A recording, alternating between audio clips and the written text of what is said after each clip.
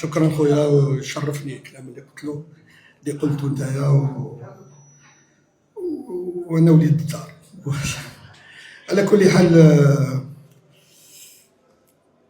شويه يعني كنا نهايه المباراه كنا متاسفين على نفسنا، متاسفين على يعني الشوط الثاني كبير درناه.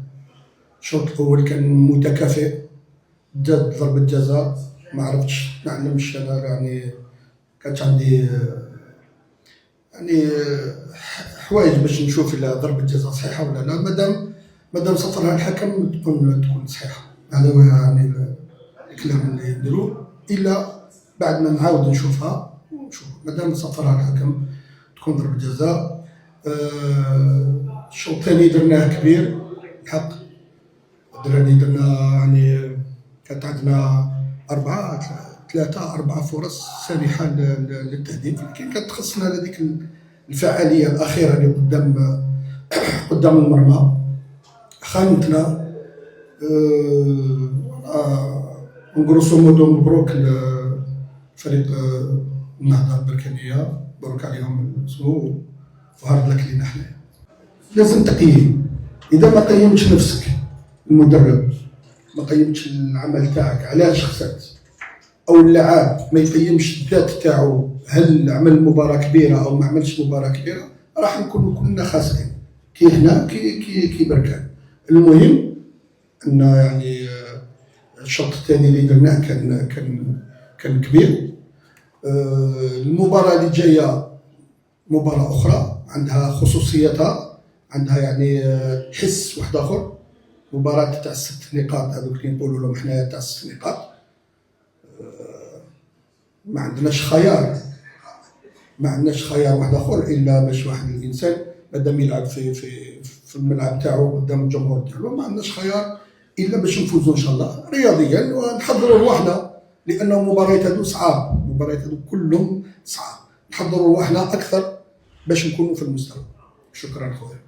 كنت نتمنى نحكي لك على المباراه تاع اليوم، حوايج تاع الحق استوجبوا لي اللاعبين كلهم نهار الحق، حسيتهم انهم فرحانين بيا، وهذا شيء يبقى المدرب. حسيت ان كل المكونات تاع الفريق فرحانين باللي انا جيت بدون الاخر. خدمنا، كانت عندنا هذيك الظرفيه هذيك اللي توقفت فيها البطوله، كنا خدمنا فيها. كل ما كانش الظرفيه هذيك صعاب عليا المأموريه، صعاب. خدمنا، اللاعبين استواجبوا معايا فوالا. لكن تبقى دائما احنا ما درناش التحضيرات، احنا ما درناش الميركاتو، احنا ما درنا بزاف حوايج ما درناهمش. انا جيت رميت راسي، قالوا لي اجي عبد الحق، هزيت حوايجي وجيت في يوم. هذا الشيء شرفني العمل تاعي في طنجة أو غير طنجة.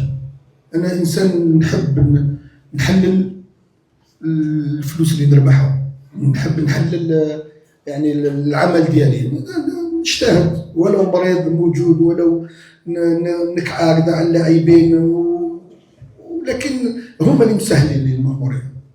كي الجمهور ديالنا، كي المكونات البشرية تاع طنجة، كي اللاعبين اللي معايا هما مسهلين لي المأمورية.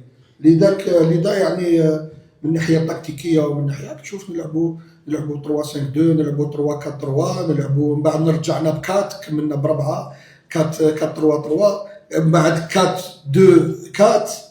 هذه كلهم يتخدموا في ما تجيش هكذا يعني ترقد تنوض تقول لهم يلا اليوم نديروا الخطه الفلانيه. صرنا اللاعبين اللي بدلناهم حتى في التغييرات كانت عندنا صعوبات باش ندخلوا، لكن توفى بها الحمد لله. صراحه سيدي الشيخ احنا نعرفوا عليك الصراحه كيف من الدار ديالنا. والله شوف، كاين ليدي اسمه ليدي اللي قدام يلعب قدام منير شويه هذاك بون جوار. البحيري كالعاده ما يتغيرش، يبقى قيمه ثابته في الفريق. لا نشوف بكل امانه عندهم طري بون ايكيب، والله فريق اللي تاع مستقبل يعني الحق.